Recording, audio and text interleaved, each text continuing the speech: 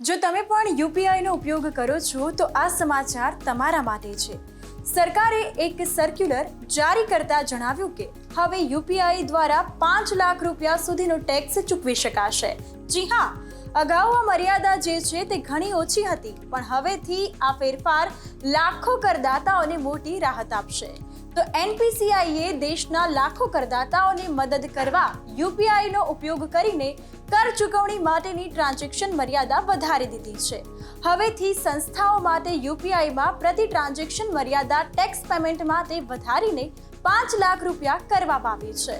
તો હવે તમને થતું હશે કે કઈ સેવાઓ માટે 5 લાખ રૂપિયા સુધીની ચૂકવણી કરી શકાશે, તો તે આજે હું તમને જણાવીશ। નમસ્કાર, આપની સાથે હું કૃપા ઠક્કર, આપ જોઈ રહ્યા છો ન્યૂઝ કેપિટલ।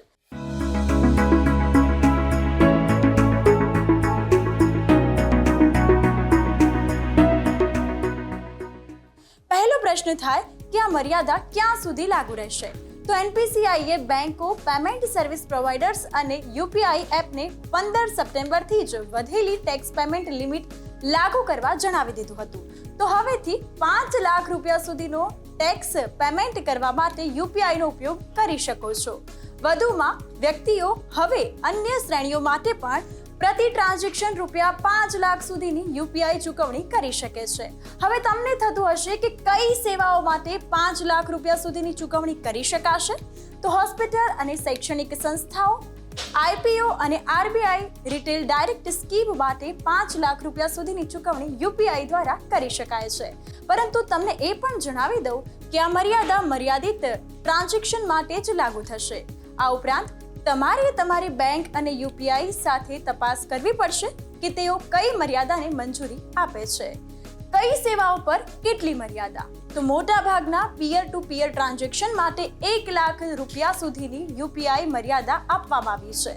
જો કે યુપીઆઈ મર્યાદા માટે બેંકોનો નિર્ણય અંતિમ ગણાશે।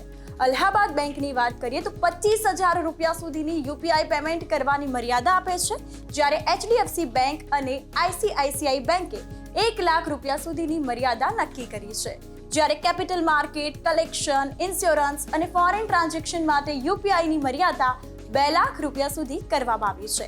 તો હવે તમે પણ યુપીઆઈ દ્વારા 5 લાખ રૂપિયા સુધીનો ટેક્સ ચૂકવી શકશો।